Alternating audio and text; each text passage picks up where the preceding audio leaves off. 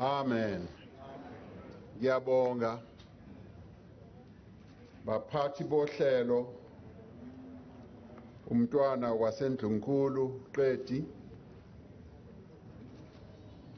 uMinista uDr. Nkosazana Dlamini Zuma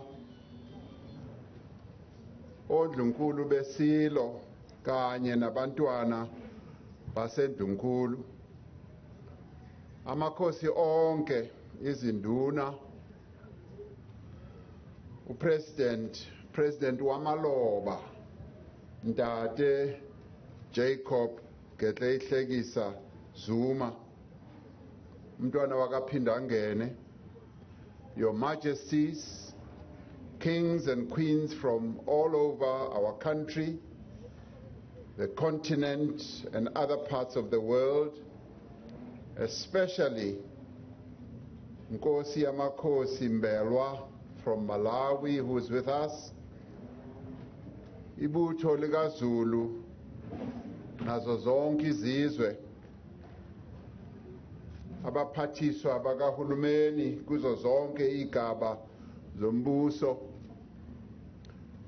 Your Eminence Archbishop Thabo Makgoba and abaholi bezinkolo, abaholi bamaqembu ezepolitiki, the Premier of KwaZulu-Natal, Babu Sihle Zikalala, and other premiers, Chairperson of the National House of Traditional Leaders, Nkosi Mahlangu, Chairperson of the Provincial House of Traditional Leaders, Nkosi Uchiliza, and the Deputy Chairperson, Nkosi Zulu, President of Contralesa, Khoshi Mokoena, members of the Diplomatic Corps, members of Parliament and provincial legislatures, mayors and councillors, fellow mourners, and all South Africans. Today is a difficult day. Ilanga lishone emini. We're bidding farewell to our leader, His Majesty King Goodwill Zwelithini Zulu, isilo samabandla onke. It is a difficult day because a huge tree has fallen. Uwile umuthi omkhulu. Our nation is indeed in mourning.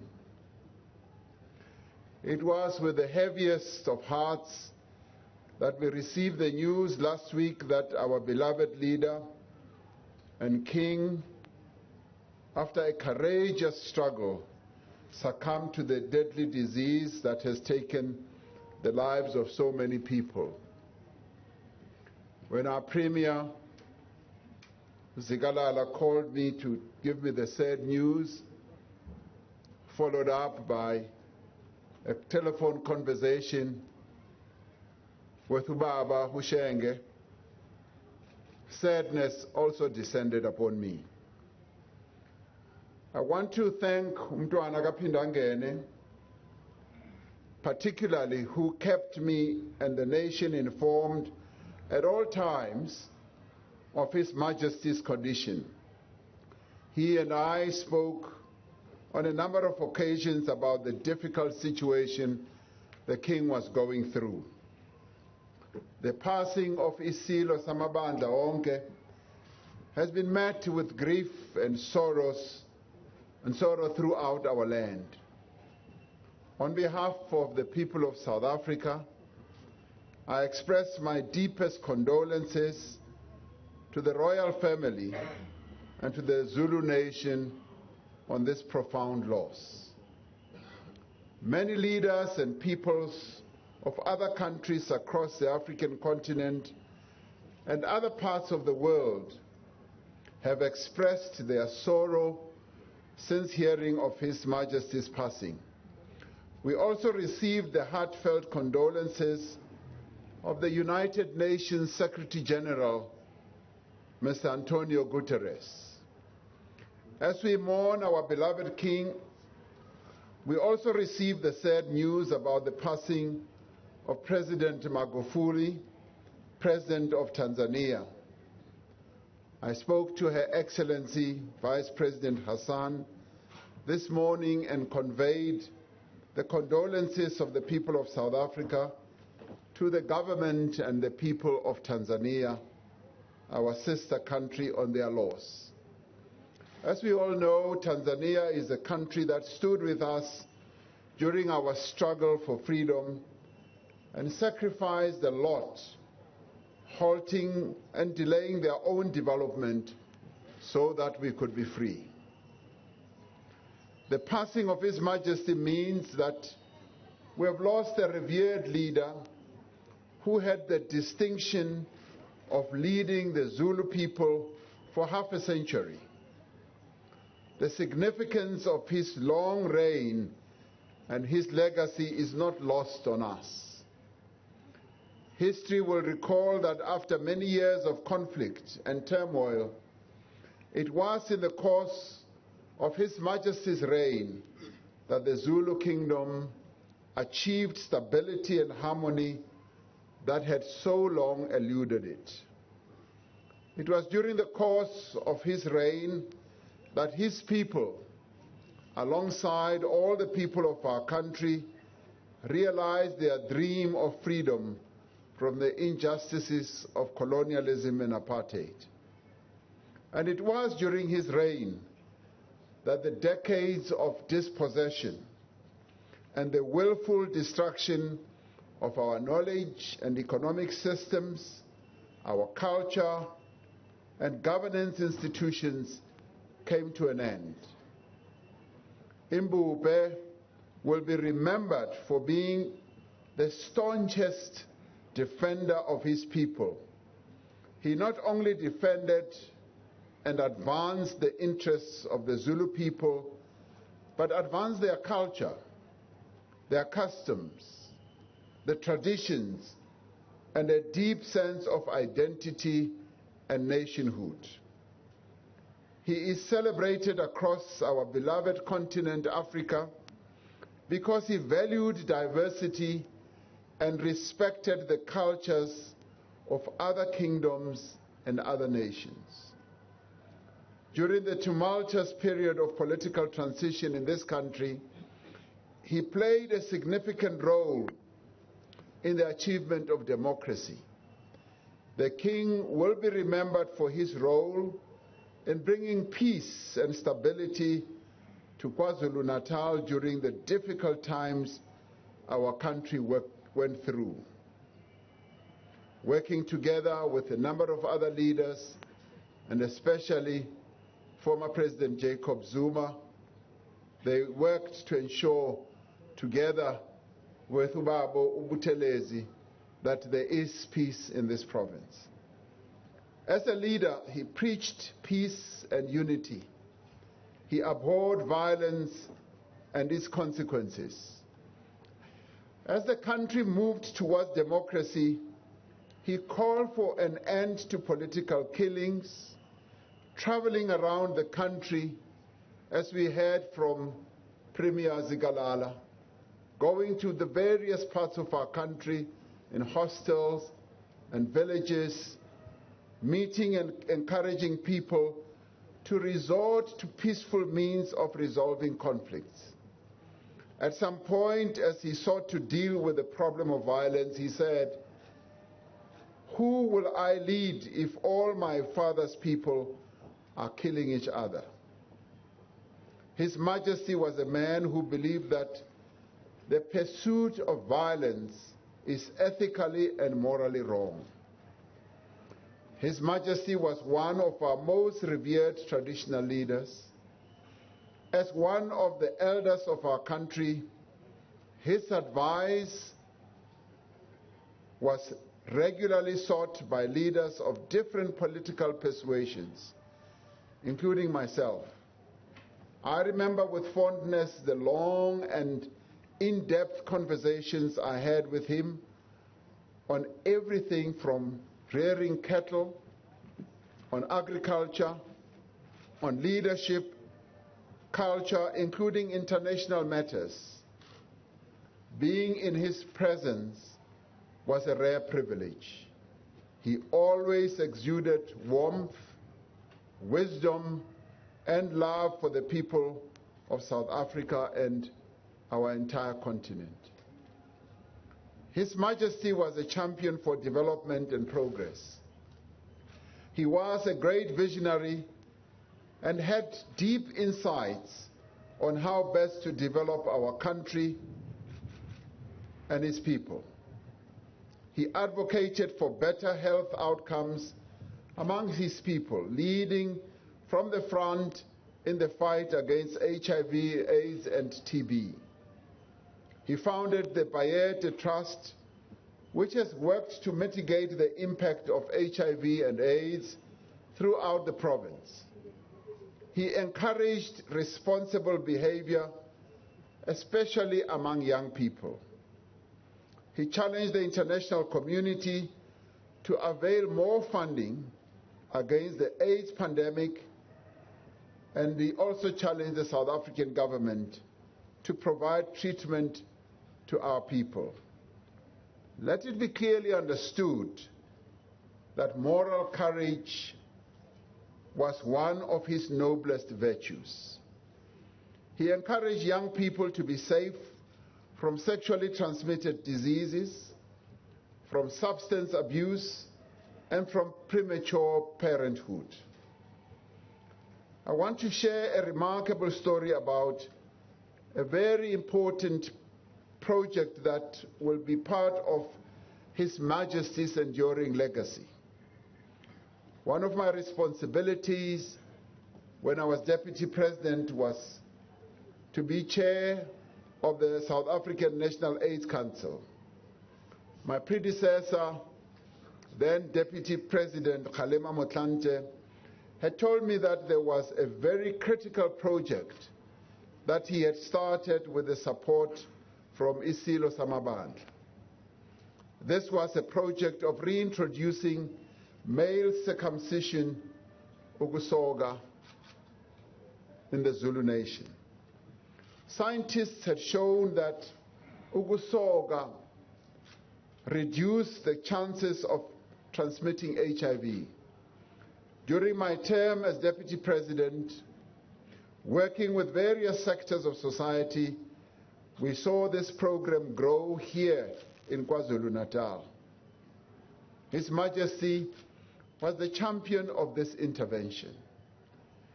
He called on amakhosi, izinduna, and community leaders in this province to support this initiative. Today we have thousands of young men undergoing safe medical circumcision, a practice that had been suspended by Ilembe because he needed men to be ready for battle in the nation-building process. Recognizing the new battle of saving lives, His Majesty readily called on his subjects and championed ukusoka as one of the weapons against the spread of HIV and AIDS.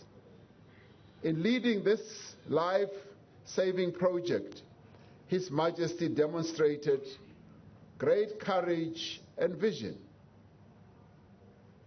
We are grateful for this wonderful intervention that His Majesty led in. He revived a number of aspects of Zulu culture and heritage. In this respect, he proved to all that he was indeed the repository of culture and tradition. Isilo took it upon himself to restore 2 Zulu cultural activities that were no longer prominent as a result of colonial interference, namely Umkhosi Womhlanga, the annual reed dance, and Umkhosi Wekwashwama, the ceremony of the first fruits. Through his cultural revival program, His Majesty helped to turn this province into a cultural jewel and a compelling tourism destination. A major economic intervention indeed.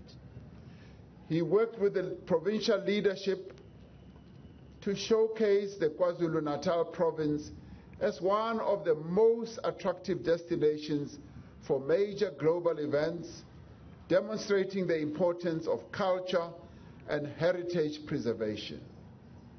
We all remember that Isilo was also a lover of music and had varied musical tastes.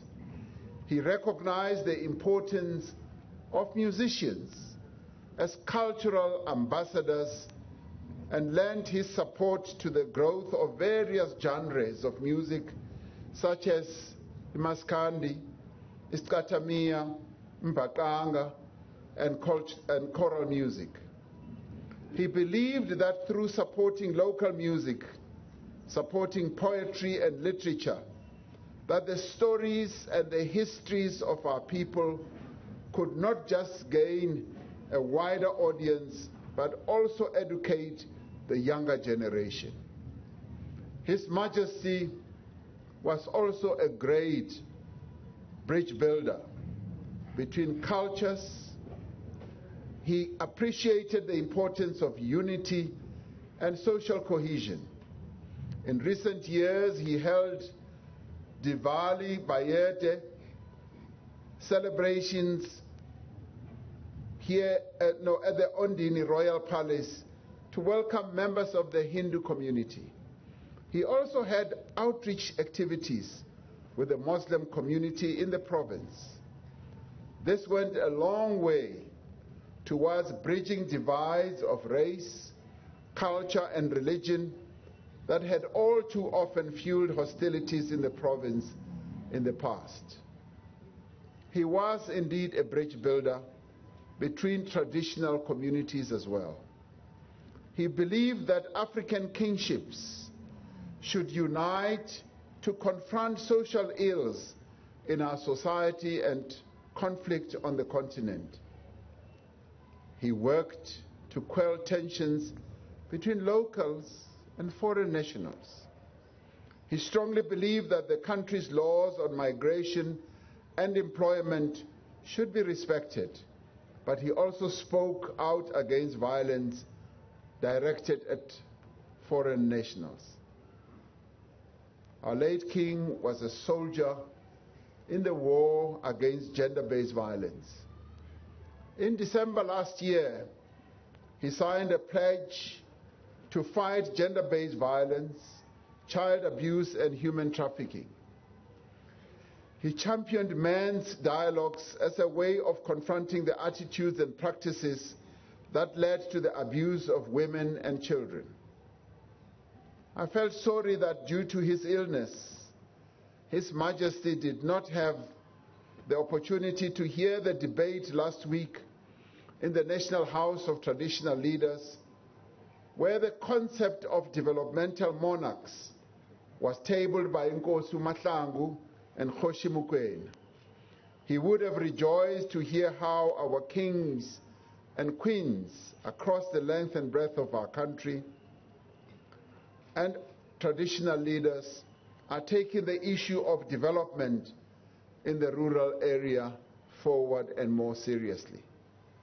The National House of Traditional Leaders had a most promising and refreshing engagement on how traditional leaders, working with government, can get involved and drive development in their communities and in turning rural areas into centers of employment, investment, and economic activity. This is a vision that is aligned to the personality of our departed king. We recall how he worked with the provincial government, with a number of national departments, with the private sector, and with various development partners on water provision, on drought relief, on agriculture and farmer development. He was very strong also on bridging the digital divide between rural and urban areas. He was a champion of rural development who truly believed in harnessing the potential that rural areas can offer. His vision on development was perhaps best articulated by another outstanding son of this province, Pixlika Isakaseme, when he made his historic and iconic speech about the regeneration of Africa at Columbia University, when he said, "The brighter day is rising upon Africa. Already," he said, "I seem to see her chains dissolved, her desert plains red with harvest, her Abyssinia and her Zululand, the seats of science and religion, reflecting the glory of the rising sun from the spires of their churches and universities. Her Congo and her Gambia, whitened with commerce, her crowded cities, seething forth and humming with business, and all her sons and daughters," he might have added, "employed in advancing the victories of peace, greater and more abiding than the spoils of war," close quote. Fellow mourners, today we lay to rest a leader, but also a father, a husband, and a grandfather. The Zulu people are in mourning, and we all share in their sorrow. The passage of time since His Majesty's passing, has seen the national flag being flown at half-mast, and this is not only in tribute to the important role that His Majesty played, but also deep respect for him. This is a profoundly difficult and painful time for the royal family and the people of our country. It is a time that should be accorded the necessary occasion and respect. Colonialism and apartheid sought to pit us against each other as different tribes and ethnic groups. The past rulers of our country established the Bantustan system. This was a system whose origin was all about oppression, exploitation, and division. They told us that it was for our own good, but it was just so that they could turn vast parts of our country into labor reservoirs for their own benefit. They conferred privileges on some traditional leaders, but denied them to others. They wanted to manipulate the institution of traditional leadership and turn it into an instrument with which to control the African people. Through this, they sought to foster tribalism and ethnic chauvinism, and also to perpetuate the oppression and exploitation of the people of our beautiful country, South Africa.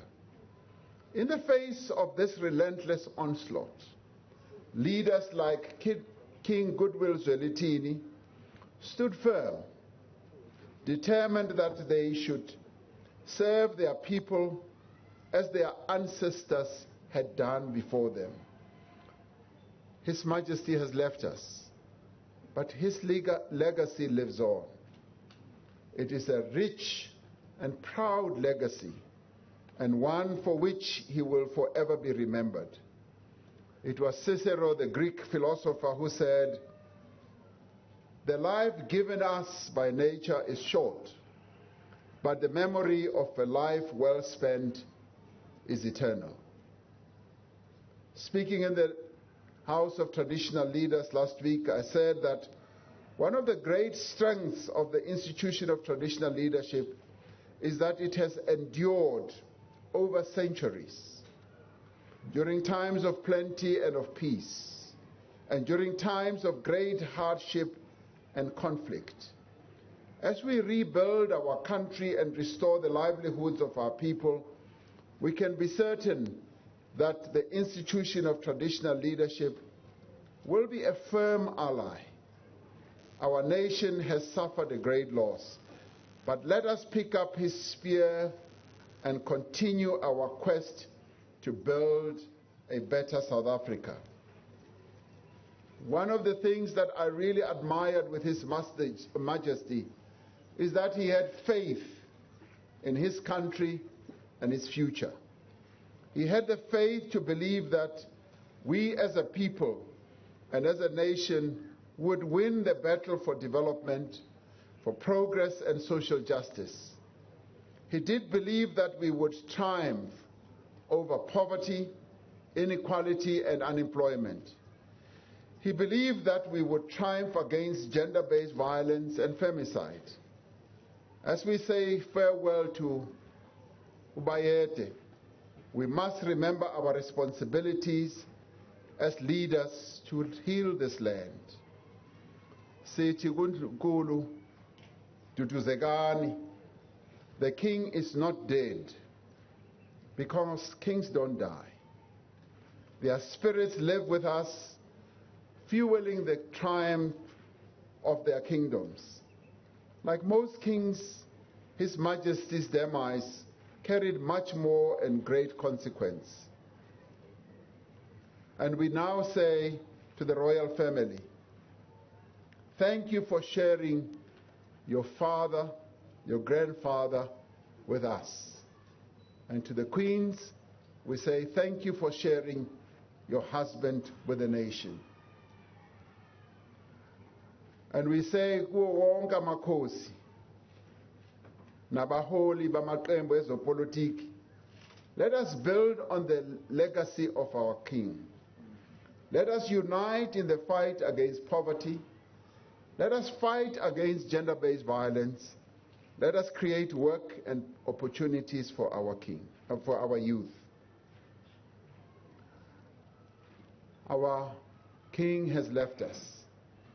Kodwa usoyohlangana nezilo eze phambi kwakhe, oDinizulu, oCetshwayo, oMpande, oDingane, ilembe eleqa amanye amalembe ngokukhalipha, uphunga nomageba. As the Black Mambazo sang, kukhona ikhaya lamaqhawe anqobile, the home of triumphant heroes. And that is where our king Isilo sesikhona nobaba umkhulu. Sithi hamba kahle Isilo samabandla.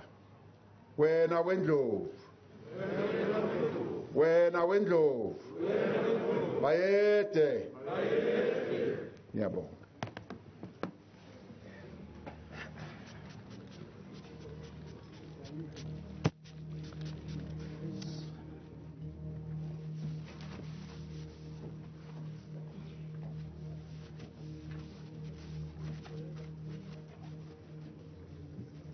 Thank you very much, President, for that eulogy. Bayabonga uphunga nomageba, bayabonga bamjokana kaNdaba, bayabonga wenkayishane kaMenzi. Siyabonga.